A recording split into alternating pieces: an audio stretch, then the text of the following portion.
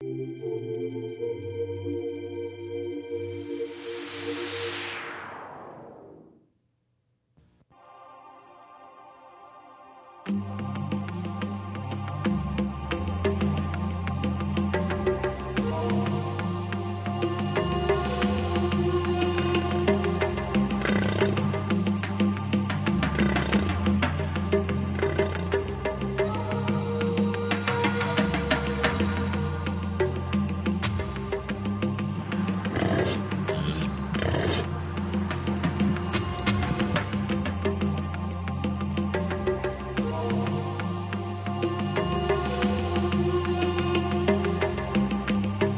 Buffalo Ranch itself is adjacent to the Kidd Creek mill and smelter operation and is in clear sight of the major highway into the city of Timmins.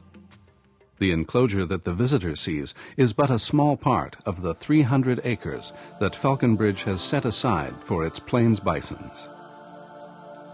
Since the herd has grown to include about 60 members and is maintained at that level, a large area is needed for pasturage, cultivation of the winter feed hay crop, and for the space that this roaming creature seems to need.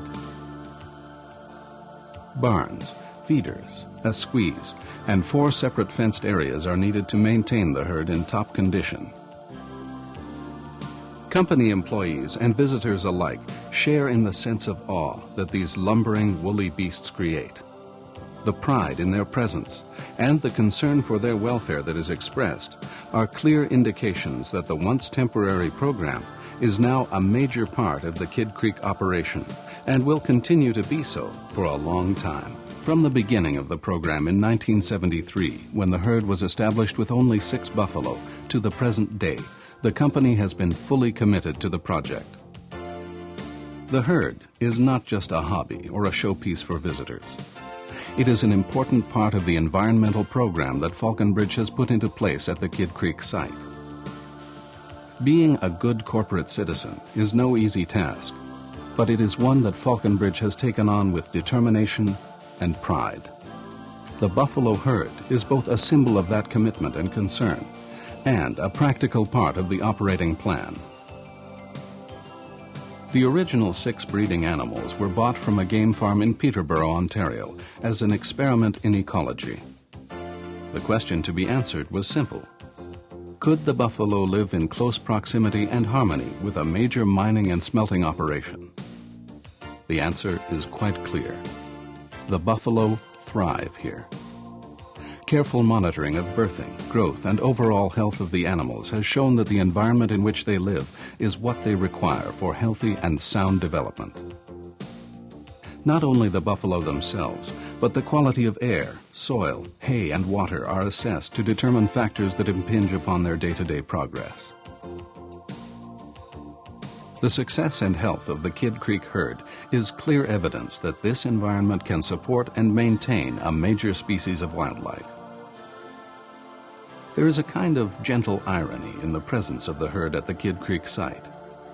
As a mining company, Folconbridge is in the business of making present-day use of resources formed long, long ago in the clouded, ancient past of our planet.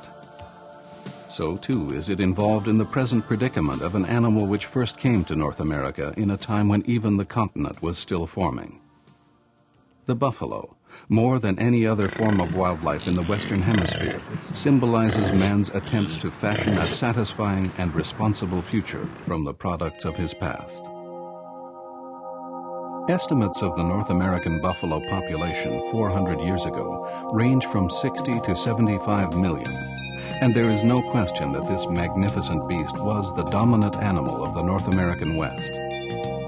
The size of an individual animal is impressive enough, but when one sees 100 or 1,000 or even thousands of these huge beasts moving as a unit, it must be awe-inspiring. Explorers' records make it clear that it was. They saw herds of buffalo so large that they seemed to be a black river moving over the landscape. The sound of the hooves of a milling herd drowned out the sound of thunder in the sky, and the dust clouds raised by their passage could be seen for miles. Their dominance of the plains and prairies of North America and their vast numbers were to disappear, however.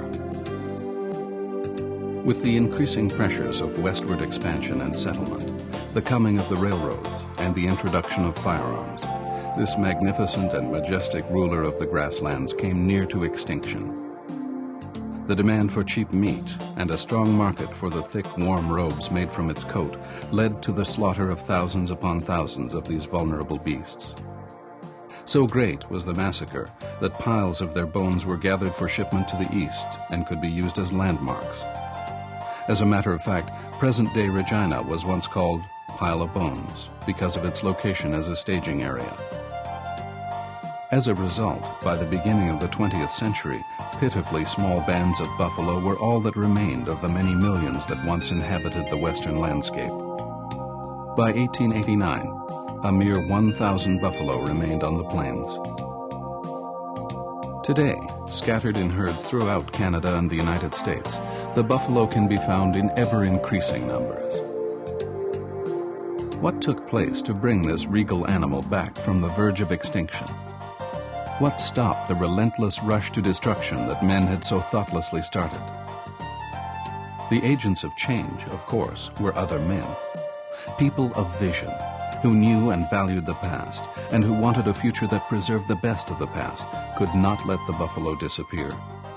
They realized that without personal intervention, the process would not be stopped, and the buffalo would be only a memory, a legend to be passed on to their children.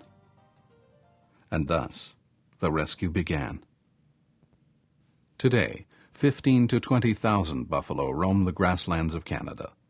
They inhabit huge parks like the Wood Buffalo National Park in Alberta and the Northwest Territories, and smaller preserves like the one here at Kidd Creek.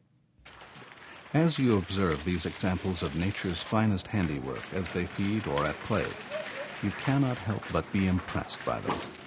When the decision was made to create the herd, and to make it a part of Folconbridge's environmental program, a more suitable animal could not have been chosen. In its courage, its adaptability to its environment, and its ability to stand up to the forces of nature, the buffalo exhibits the kind of qualities necessary in a northerner.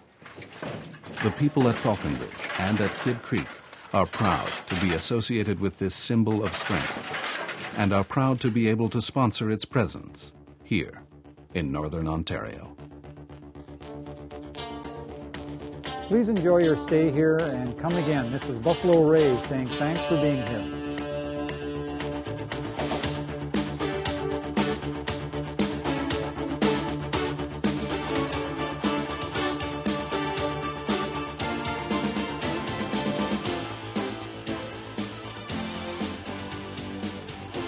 This video was proudly produced by White Bear Video Production.